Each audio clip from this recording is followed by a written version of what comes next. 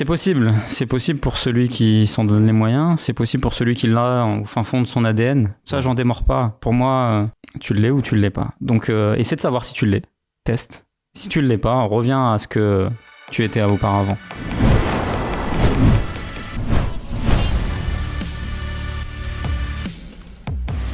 Comment quelqu'un qui nous écoute, là, il pourrait se constituer? Ce serait quoi les 3 à 5 conseils que tu pourrais donner pour se constituer un parc immobilier? Soyons transparents, moi aujourd'hui, j'ai pas investi dans l'immobilier, j'ai investi dans des startups, dans ma propre boîte. C'est une erreur. C'est une erreur, David. Ok, alors c'est une erreur.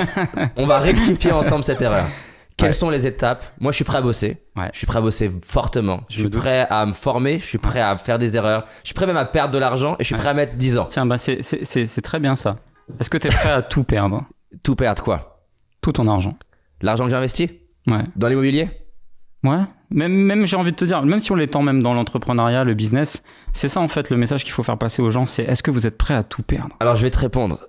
L'idée de tout perdre, elle est désagréable. Elle est désagréable. Elle est désagréable. Mais tu vois, encore tout à l'heure, on était dans la cuisine avec Timmy, je lui disais, j'ai une nouvelle idée. Elle va coûter cher. Oui, elle va coûter cher. Dans tous les cas, elle va coûter cher. C'est au moins 400 000 euros. Si on se rate, ça peut piquer à plein de niveaux, pas seulement financièrement. Mais si on y arrive, c'est fou. C'est fou. Ouais. C'est énorme. Je pense que ça peut donner de l'énergie à l'équipe, à tout le monde. Ça peut bousculer les mentalités. Donc oui, ça me parle. Maintenant, est-ce que j'ai envie de tout perdre? Non, mais oui, je suis prêt à tout perdre. Et c'est important qu'on précise la différence. Il y a une différence entre vouloir tout perdre et être prêt à tout perdre. Hein. Donc oui, je suis prêt à tout perdre. Ce serait quoi pour moi les 3 à 5 étapes pour me constituer un patrimoine immobilier? Déjà, la première des choses, c'est savoir pourquoi tu le fais. Faut que ça ait un sens, en fait. Ok, faisons-le. Imaginons, tu fais du consulting, tu accompagnes des personnes qui... Mais c'est la première des choses que je te demanderais, c'est pourquoi tu veux le faire déjà. Alors, pourquoi je veux le faire? Je veux le faire, ce qui me vient, sachant qu'on va pas prendre trop longtemps. Hein.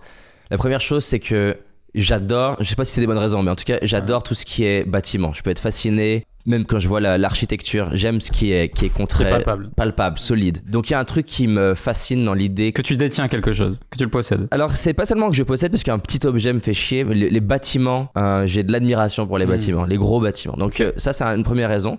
La deuxième, c'est que j'adore les challenges. Ouais. La troisième, c'est que j'ai plein de clients qui sont investisseurs et ça m'intéresse d'être encore plus outillé pour comprendre leur univers, leur monde et les aider.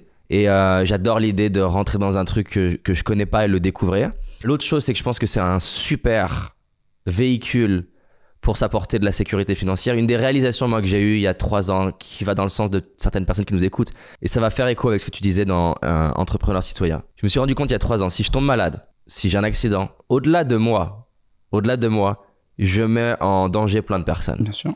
Je mets en danger ma femme, je mets en danger mes équipes, je mets en danger, entre guillemets, c'est pas autant, mais tous les clients qui croient en moi, qui croient en ce que je fais. Et je me suis rendu compte il y a 3 ans, tout est basé sur un seul endroit. Et c'était la réalisation il y a 3 ans de me dire, ok, il faut faire en sorte que cette organisation, elle puisse vivre sans moi. Donc l'immobilier pour moi, ça serait aussi le moyen d'apporter de la sécurité. Ben c'est ça justement, c'est que moi j'ai fait les choses à l'inverse. Je me suis protégé par un parc. C'est-à-dire qu'aujourd'hui, il y a un parc immobilier qui est là, qui est sécure, qui est pérenne. Alors, même si le marché s'effondre, même s'il y a une crise économique, voilà, tout ça pour moi, c'est de la philosophie. C'est un parc qui est payé, qui ramène des rentes. Ouais. Si demain, je me casse la figure sur mes sociétés, sociétés, elles ferment, c'est pas grave. Sur ce que j'entreprends, ça ferme, c'est pas grave. Mais il y a un parc immobilier qui me protège. Ouais. Moi, mes enfants. T'as 3 enfants, c'est ça? J'ai 3 enfants, ouais. Donc ça, c'est déjà la première des choses. Après, tu t'amuses. Une fois que j'ai identifié mon pourquoi, la deuxième étape, c'est quoi pour moi? C'est de savoir combien tu es prêt à mettre sur la table. Comment je sais combien je suis prêt à mettre? Cette notion est ce rapport vis-à-vis du risque et par rapport à ce que tu as besoin pour te protéger. Nous 3, comme je te dis, on est très minimaliste. On dépense à peu près 5 000 euros par mois. Alors, quand je dis ça, ça peut peut-être choquer des gens, mais... par rapport à ce que tu pourrais... Ouais, c'est-à-dire que chez moi, on mange bio. Enfin voilà, les enfants, ils sont en école privée. On n'est pas dans la consommation. Mais on dépense 5 000 euros de charges courantes, frais fixes, frais variables. Oui, et donc je précise pour les personnes qui pourraient penser que c'est beaucoup par rapport à ce que tu pourrais faire. C'est ce que je veux vraiment t'expliquer. C'est-à-dire que je pourrais dépenser 15-20 000 euros par mois, mais ça serait du surplus qui n'a pas de sens. Sauf qu'aujourd'hui, mon parc immobilier, si demain je décidais de le placer en parc immobilier, il me ramènerait 15-20 000 euros par mois. Très facilement, avec une rentabilité à 6-7% net. Et donc, ça me protège complètement par rapport à ce que je dépense par mois et par rapport à ce que je pourrais consommer tous les mois. Et donc, c'est déjà ça, toi, qu'est-ce que tu as besoin? Combien tu dépenses par mois? Tu vois? Donc, combien j'ai besoin? Combien tu as besoin si demain, de revenus David automatiques. touche du bois ou je sais pas, mais si demain il se passe quelque chose qui va pas bien, que tu peux plus faire fonctionner tes sociétés parce qu'elles reposent uniquement sur toi, comme tu l'as dit. Ce qui était le cas, ce qui est beaucoup moins le cas aujourd'hui. Hein. Ouais, mais qu'est-ce qui pourrait faire que, tiens, on a quand même besoin dans notre vie au quotidien, avec ma conjointe, mes futurs enfants, combien on a besoin pour être bien. Serein. Donc définir le montant. Définir le montant. À partir de là, on va définir le marché. Une fois qu'on a défini le marché... Quand tu dis définir le marché, tu veux dire quoi? Le lieu où tu vas aller investir. La stratégie. Est-ce que tu vas faire du patrimonial? Si tu fais du patrimonial, bon là, on est dans Comment tu choisis justement aujourd'hui? T'as une formation en ligne, je crois, là-dessus. Ouais. Toi, t'as choisi un véhicule, plusieurs? Moi, en fait, j'ai investi dans une ville de province. Parce que je suis né dans une ville de province qui était aussi propice à l'investissement immobilier, avec des forts rendements et où tu pouvais en fait acheter à bas coût, faire des plus-values aussi intéressantes parce qu'on avait un parc assez vétuste et donc en le rénovant et en le revendant, tu faisais un flip, c'est-à-dire une plus-value immobilière. Et puis aussi parce qu'on pouvait, ce que j'appelle, générer un différentiel positif. Vu que j'achetais bas et que je louais assez cher parce que je faisais des belles rénovations, eh bien, pour te donner un chiffre, je loue des appartements qui sont à 500 € et j'ai à peine 200 € de crédit dessus. Tu vois ? Ce qui te laisse une largesse avant impôt de 300 €. Donc si tu le cumules par 5, par 10, par 15, par 20, par 100, ça commence après à devenir intéressant si tu veux. Comment je choisis? Moi, je ne l'ai pas choisi. Je l'ai bien subi. Toi, si dans la formation en ligne que tu as créée, ce que tu apportes en individuel, comment tu choisis ta manière d'investir? Ça se choisit par rapport aux orientations que tu veux faire. Moi, quand j'ai quelqu'un qui me dit j'ai 1 million d'euros à placer et je veux pas me casser la tête et je m'en fous que ça me ramène plus de salaire que j'ai actuellement, je vais lui dire d'aller investir sur Paris, sur des bels emplacements, faire du beau patrimonial qui peut-être prendra de la valeur. Voilà, demain, tu as les JO à Paris. L'immobilier, il est en train de monter. On est plus vers les 15 000 maintenant que les 10 000 qui étaient auparavant au mètre carré. On va arriver peut-être à 20 000. Donc, à un moment donné, juste acheter et puis revendre dans 10, 15 ans, tu feras peut-être même une plus-value, tu prendras de la valeur. Donc déjà, c'est par rapport à toi, tes ambitions. Est-ce que c'est un complément de retraite que tu veux faire? Est-ce que c'est en vivre de tes loyers? Donc, il va falloir utiliser une stratégie peut-être plus agressive, avec des marchés un peu plus tendus, mais où tu vas acheter beaucoup moins cher que sur Paris, où tu pourras faire qu'un seul investissement. Ou c'est du patrimonial, tu vois. Donc ça dépend déjà par rapport à ta stratégie. D'accord. Par rapport à ton ambition et ce que tu veux faire vis-à-vis de l'immobilier. Et à partir de là, eh bien, c'est une sorte de pieuvre, quoi. C'est des ramifications qui vont se faire par rapport à là où tu vas aller investir, ton idée de départ. Et pour la plupart des gens, tu penses qui me suivent, tu penses que... Est-ce que tu as, toi, un véhicule que tu penses qui peut parler à beaucoup de gens? C'est difficile parce que aujourd'hui, il y a tellement de gens qui te promettent... Comme on en reviendra à la même chose, qui vont te promettre de devenir riche avec l'immobilier. L'immobilier rend riche. L'immobilier va rendre stable et protecteur ton foyer. Ça, c'est une vérité absolue. L'immobilier est en train de changer par rapport à ces lois, etc. Il y a beaucoup de gens qui se sont lancés dans l'immobilier courte durée parce que ça ramenait beaucoup d'argent, etc. etc. Les lois sont en train de changer. Je veux dire grâce au Airbnb et tout ça. Tout à fait. Les gens, tu penses que toi, ça va être de moins en moins une opportunité? Depuis le départ. Quand c'est arrivé, je l'avais déjà dit sur ma chaîne. Ça finira par se rétrécir. Évidemment, tu as un État qui est là à scruter, où ils peuvent prendre de l'argent et de l'impôt. Donc à un moment donné, quand tu as des bailleurs qui sont particuliers et qui peuvent faire plein d'argent. C'est normal. Et puis derrière, il y a les lobbies des hôtels qui sont là, qui disent attendez, le particulier, il est pas taxé. Surtout qu'un hôtel doit avoir une licence, non, c'est ça? Tout à fait. Un particulier n'est pas taxé, il paye un impôt qui est quasiment minime, et puis il peut s'en mettre plein les poches. Alors que nous, on a des restrictions, des charges, etc. etc. C'était l'ubérisation de l'immobilier. Forcément, à un moment donné, il fallait bien que l'État régule ce genre de choses. Après, c'est difficile parce que beaucoup de gens veulent s'enrichir vite et grâce à l'immobilier, c'est-à-dire en vivre rapidement. Mais je peux pas le promettre à moins de 5 ans, minimum. Donc toi, ta promesse aujourd'hui, quand tu accompagnes les gens, c'est quoi? C'est ça, c'est d'en vivre en minimum 5 ans. Tu peux en vivre en minimum 5 ans. C'est-à-dire en gros que tu peux arrêter ton job après 5 ans. Mais après, c'est relatif. Mais non, bien sûr. Tu vois, c'est pour ça. Je sais que tu as envie d'être brutalement honnête et je te remercie. J'espère vraiment. C'est compliqué pour moi. Je sens que c'est compliqué. Ça fait 7 ans que c'est compliqué sur ma chaîne à expliquer des choses. Mais j'ai envie de te donner aussi un truc qui va t'aider, parce que moi j'ai beaucoup galéré là-dessus. Je sens que tu as un tel désir de dire ce qui est vrai, comment ça se passe réellement. Il y a besoin de ça.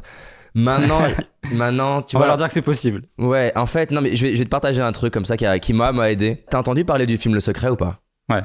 Donc, Le Secret, il te dit que si tu mets tes pensées, eh ben, tu vas être millionnaire, avoir ta Ferrari et j'y ai cru, tu vois. J'y ai cru à tel point d'ailleurs qu'en plus j'étais tombé dessus sur un site pirate. Donc t'imagines, j'ai l'impression de découvrir le secret. Tu vois, j'étais dans la chambre de l'ordinateur, de la chambre chez ma mère. J'ai découvert le secret. Je m'étais dit, je vais le garder pour moi. Je vais le voir. Et je me suis vraiment dit, putain, ma vie va changer. J'ai 18 ans, je découvre le secret. Et j'ai cru, mais comme un dingue. Et je me suis mis à visualiser et faire tous les trucs. Et bon, tu te doutes bien qu'il y a aucun tas d'or qui s'est pointé. Mon corps a pas changé. Et puis, je suis parti aux États-Unis, je suis allé interviewer la moitié des gens qui ont fait le film Le Secret, donc j'ai envie de comprendre. Et puis j'ai eu encore un genre de virage où j'ai commencé à me dire, je veux être brutalement honnête, et j'ai commencé à faire que répéter aux gens, non, la réalité c'est que c'est dur, la réalité c'est que ça demande de s'entraîner, parce que quelque part j'avais eu l'impression d'être dupé, tu vois, de me dire, attends, on m'a vendu un rêve, on m'a vendu un fantasme, et d'être un peu en mode, je veux rétablir pour les gens la vérité. Et ce que j'ai compris, parce que moi j'ai tendance à, je crois, parfois être trop honnête dans les séminaires des fois, et je sens l'ambiance dans la salle. Ça plombe. Je sens l'ambiance dans la salle qui me regarde. Oh merde, je pensais qu'il allait me dire que ça allait être tout facile. Et j'ai lu une étude scientifique récemment qui m'a fait réfléchir. Quand je dis récemment, c'est peut-être il y a 2 semaines. Et l'étude disait, ils ont pris un échantillon très large de personnes. Et à certaines personnes, ils faisaient ce qu'on appelle le pré-mortem. Donc le pré-mortem, c'est inspiré de la protection des présidents. Donc à la morgue, quand quelqu'un est mort, tu fais le post-mortem. Tu essayes de comprendre pourquoi il est mort. Le pré-mortem, c'est essayer de comprendre s'il mourait, qu'est-ce qui ferait qu'il meure, dans l'objectif qu'il meure pas. Et moi, quand j'ai découvert cette stratégie du pré-mortem il y a 2-3 ans, j'ai trouvé que ça avait beaucoup de sens. Ça va avec Warren Buffett, par exemple. Sa manière d'investir, elle est très proche de ta manière de voir. C'est-à-dire, quels sont les inconvénients, c'est quoi les problèmes. On est très pragmatique, on est très concret, on n'est pas chez Bisounours. Et j'ai commencé à être ultra fan de ça et partager à fond ce message de il faut être vrai avec les gens, il faut leur dire que c'est dur, il faut leur dire que c'est pas facile. Et dans cette étude, ce qu'elle montrait, et moi, ça me fait réfléchir sur comment ajuster mon message dans le futur. Donc, ils étudient, après le message qu'ils leur donnent, la performance des gens, d'accord ?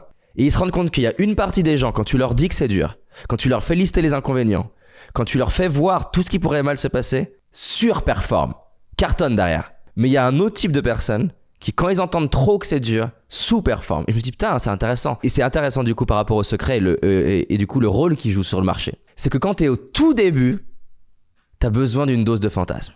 Parce que si on te dit trop comment c'est réellement, t'y vas pas. Et moi, ça m'a fait réfléchir, me dire, tiens, parce qu'avant, ce que j'associais, c'est de me dire, non, je vais mentir aux gens si je leur dis que c'est facile. Et j'étais pas à l'aise avec ça.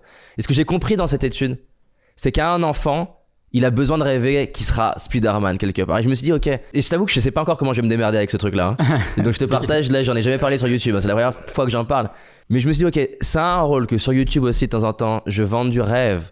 Parce que si je le fais pas, il y a des gens qui vont, tu vois, entre guillemets, la petite fleur en eux, elle va être écrabouillée parce c'est pas le moment d'entendre que c'est trop dur. Donc voilà, je sais pas, je t'en parle, je sais pas, ça fait quel écho là, ce que je te dis. Mais ça fait un écho qui est, on est un peu dans cette schizophrénie en fait. C'est-à-dire que moi j'essaie de véhiculer un message en disant aux gens que c'est possible tout en leur disant que c'est impossible. C'est compliqué cette histoire. C'est clair. C'est possible pour celui qui s'en donne les moyens, c'est possible pour celui qui l'a au fin fond de son ADN. Ça, j'en démords pas. Pour moi, tu l'es ou tu l'es pas. Donc, essaie de savoir si tu l'es. Teste. Si tu l'es pas, reviens à ce que tu étais auparavant. Mais va pas t'acharner sur un truc où tu vas te casser les dents à chaque fois. Où tu vas prendre peur, où tu vas te poser 150 000 questions. Ça sera pas fait pour toi. Maintenant, oui, c'est possible. Moi, j'ai une vie, je te dis, j'ai passé peut-être 10 ans de lourds sacrifices, de verser des larmes de sang, mais j'ai une vie magnifique aujourd'hui. Je suis très heureux. Je suis très heureux parce que j'ai un foyer extraordinaire. Voilà, j'ai la vie que je veux avoir. Et je continue à performer pour continuer d'atteindre des nouveaux objectifs. Donc oui, c'est possible. Et puis pour autant, il y a 10 piges, j'avais 460 € tous les mois. Donc c'est possible. Bon. C'est possible. Maintenant, mets mes godasses, mets ma veste, et vas-y, fais la même chose. Tu dois marcher dans du caca avant de... avant de marcher sur les diamants. Avant de marcher sur des diamants, ouais, exactement. Si cette vidéo t'a plu, n'hésite pas à la liker, à la partager, à la commenter et également abonne-toi à ma chaîne. Tu peux aussi visionner d'autres vidéos juste ici et je te dis à très bientôt.